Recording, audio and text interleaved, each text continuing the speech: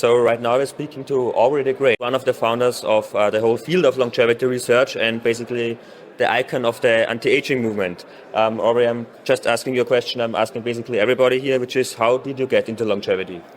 Yeah, I had quite an interesting story, I guess. It comes in two stages. The first stage was when I was very young, like 8 or 9 years old. And it was a curious thing. My mother was trying to make me practice the piano. And I didn't want to. But somehow or other, my mother had already, even by that time, had given me some kind of love of learning. I wanted to understand why I thought what I thought. So I thought to myself, why don't I want to play the piano? And I realized very quickly that the answer was that the best possible consequence of spending all this time practicing would be that I would become a good pianist. And that wasn't much use, because there's already lots of other good pianists. And it was from there, gradually over the years, that it began to crystallize in my mind that I wanted to make a difference to the world, which of course means doing things that other people don't do. And I wanted to make a big difference. And then of course the question was, in which area of human endeavor would I do that? And at first I decided to work in computer science because I started programming when I was 15 and I found I was good at it. So I thought, I'll work on the problem of work, the fact that people have to spend so much of their time, doing stuff that they would not do unless they were being paid for it. But I always knew, even from the earliest days, that even though the problem of work was a really bad problem, it was far less bad than the problem of aging, which clearly causes far more suffering than anything else in the world. And the only reason I thought I won't work on aging was because I thought, well, there's biologists who are good at this, and they'll be working on it. So that comes to the second stage, which was when I was about 30, well, late 20s anyway, when I was having a perfectly good, successful career in artificial intelligence research by that time, but I met and married a biologist. And through her, gradually, over a few years, I began, first of all, to realize that she just wasn't interested in aging, and nor were all the other biologists I was meeting. She would say, well, it's not my problem. And I would say, it kind of is. And that would be it, we wouldn't get any... So I decided I had to switch fields. And I was in a lucky position. I had a very undemanding job at the time, which allowed me to basically repurpose my spare time and get going quite quickly. And here I am. All right, yeah.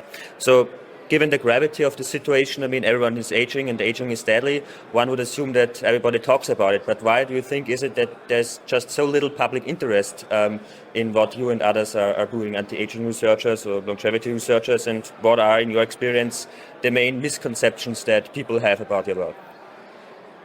I don't think that the reason people don't talk about it and don't want to think about it has anything to do with misconceptions.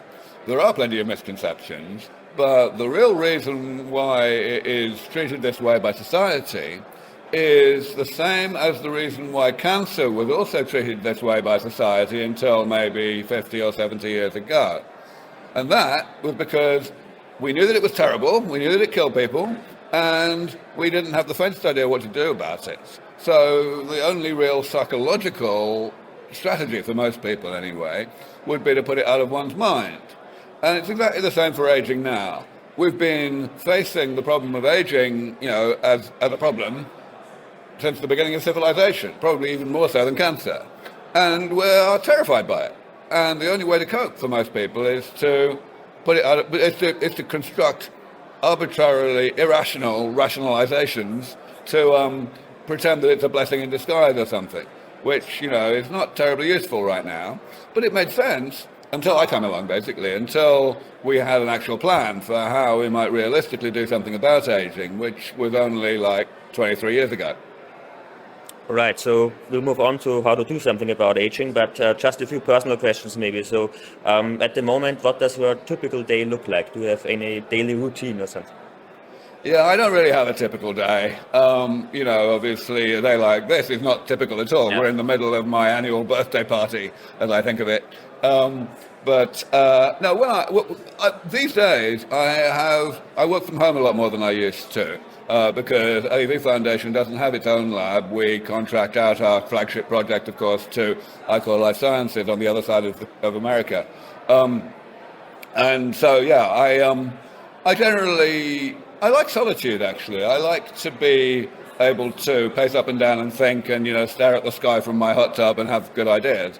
Of course, I work one-on-one with Caitlin, who lives locally, my main scientist. But we get together for an afternoon twice a week. And so for the rest of the time, I'll be at my home just, like I say, pacing up and down.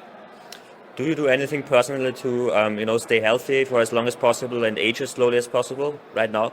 I don't do anything on purpose for that purpose. I'm built, luckily. I'm built well. I have had the good fortune, because of my prominence, I guess, to have been given very high-end, very expensive tests of my biological age for free half a dozen times over the past 20 years. And every time I do those things, I come out way, way younger than I actually am. So that's very heartening. But also, of course, what it means is that my rational strategy is to be rather conservative in what I do.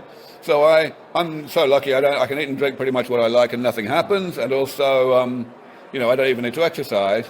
But that's not in any way a recommendation for other people. No. I mean, you already mentioned it. It's known that you're a big fan of beer, obviously. So how many beers do you drink a day? And how does that fit with your pursuit of healthy life extension? Yeah, I guess there is a tendency of people to somewhat exaggerate things about any larger than life person, and I guess I can call myself that. I don't drink very much, 3 or 4. Okay. And what does your beard stand for? It's pretty long. My beard is a consequence purely of my first wife, who was a real beard fanatic, and when we met, which was in 1990, she immediately started campaigning for me to grow a beard. And I resisted for about 5 years, actually, because I thought it would be, too hot and too much trouble. And also my mother didn't want me to. But eventually in 1995, actually it was because I, for whatever reason, had an unusually long period of not seeing my mother, like 2 months, something like that. And so I just thought, well, okay, if I'm ever going to do this experiment, I'll do it now.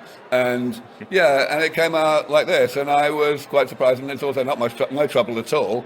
And my wife liked it. And since then, of course, it's become a bit of a trademark, because that was just around the time that I switched fields. So everyone's known me looking like this.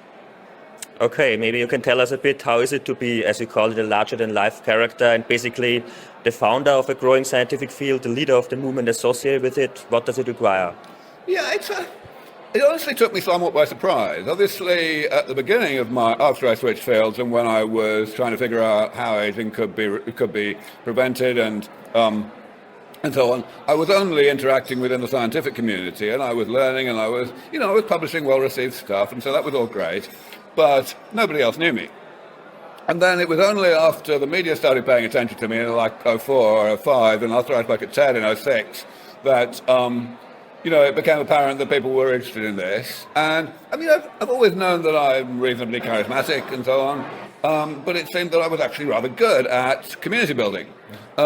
So since the science was basically done in terms of actually formulating the plan, since then, on the scientific side, my job has been restricted to overseeing some of the projects, which doesn't take all that much of my time.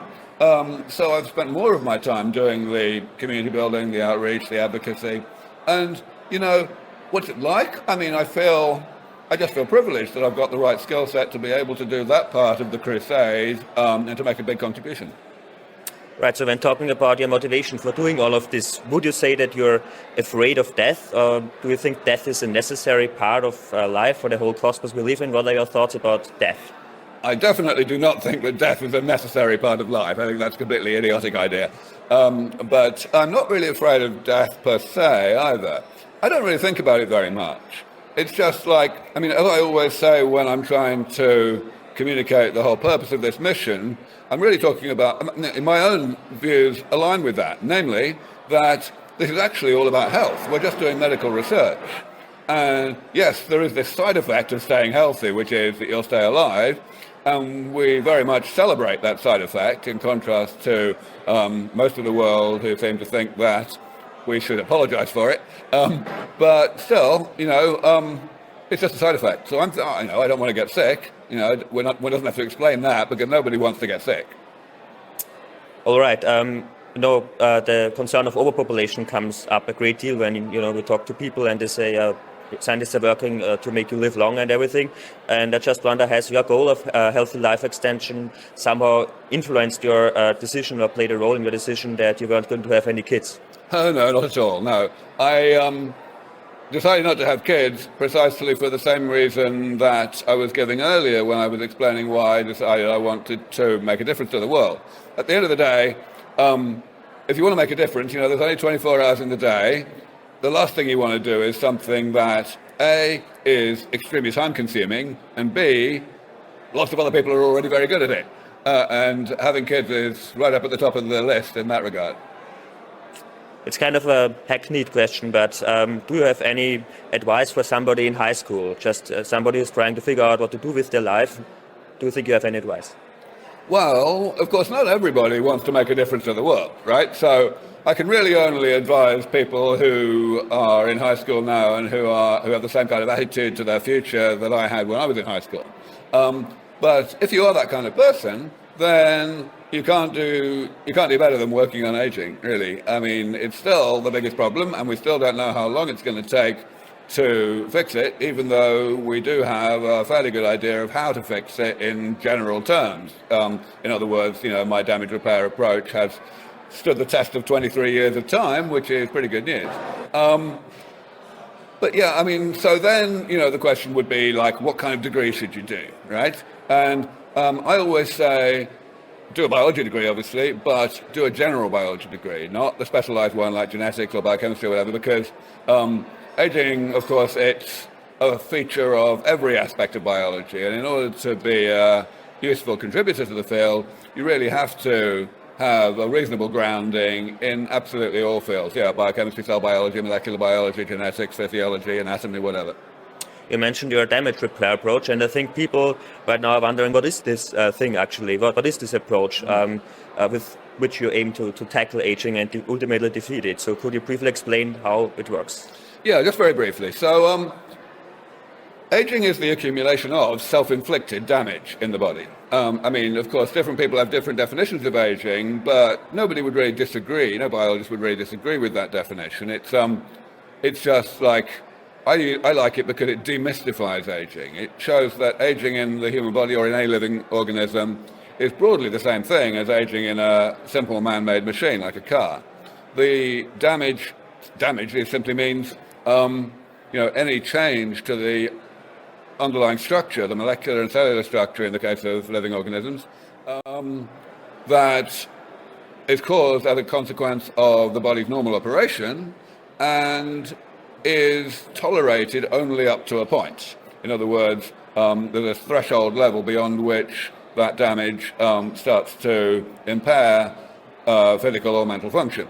So then, the goal of any anti-aging research is to separate metabolism, the process of being alive, from the pathologies, the loss of function. And people have tried to do that by making people more resistant to damage, which doesn't work. And they've also tried to do it by slowing down the rate at which metabolism generates damage, and that also doesn't work because damage is just too intrinsically intertwined with the things that metabolism has to do to keep us alive. And so the fundamental new idea that I brought in 2000 was that, hey, we don't need to do either of those things. Instead, we can go in and repair the damage every so often. And we don't have to repair the damage particularly thoroughly, we just have to repair it every so often and keep the overall amount of damage in the body down below that threshold that's bad for us. So that's the idea.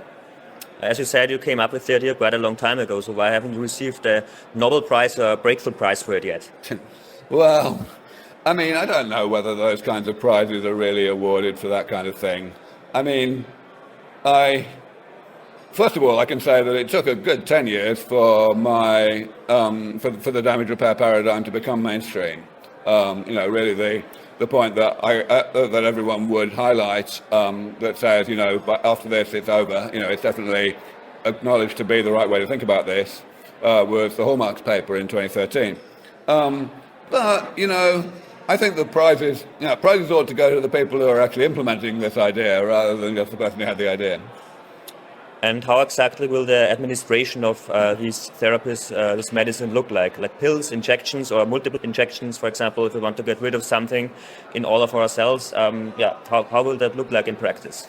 Well, of course, it's very hard to know, and it's likely to change over time. So when these therapies first start to get into the clinic, when they get through far enough to be able to be effective in humans, some of it may be quite clunky. It may need, for example, even surgery in some cases to replace whole organs with ones grown in the lab, for example. But I would guess that will only be for a short period, if at all, and that thereafter most of this will be by injection. I don't think all that much of it is ever going to be able to be delivered orally, simply because a lot of it's going to be cell therapies and gene therapies, which you have to inject. Beyond that, of course, we can talk about different types of delivery technology and so on, but yeah, that's a bit too detailed. Could you name three of the biggest advances that the field has made in the past few years? Well, well, I'm going to cheat a bit because the ones that I like to point to are actually ones that are not specific to longevity research. They are to do with biomedical research in general. So certainly the obvious ones that one would point to are CRISPR and induced pluripotent stem cells, which are definitely enormous game changers across the whole of medical research. More recently, I think we have to very much highlight the contributions of artificial intelligence. The most conspicuous particular example, I guess, would have to be AlphaFold, which is, of course, this wonderful program that predicts the three-dimensional shape of a protein from its amino acid sequence. What we're going to see next, I wouldn't be surprised if it's next year, is software, artificial intelligence that goes in the other direction. You have a function that you want an enzyme to perform. There are no enzymes in nature that do it, but you figure out what shape of protein you would want in order to have that function, and then you design your amino acid sequence so to get that shape. Speaking about artificial intelligence, this debate about the risks of artificial intelligence, also the existential risks, has gained momentum in recent months. And some people argue, it might be dangerous, but we should still develop it, given the the enormous upsides of artificial general intelligence or strong artificial intelligence. So, do you think that the development of such an AGI, as it is called, could significantly speed up progress? I don't think we yet know whether anything that we really need in order to enhance technology will actually need AGI properly, strong AI if you like it. Nobody would call AlphaFold AGI, but it is very useful indeed. I rather suspect that all of the problems that we might apply artificial intelligence to will be amenable to being addressed by what people often call narrow AI.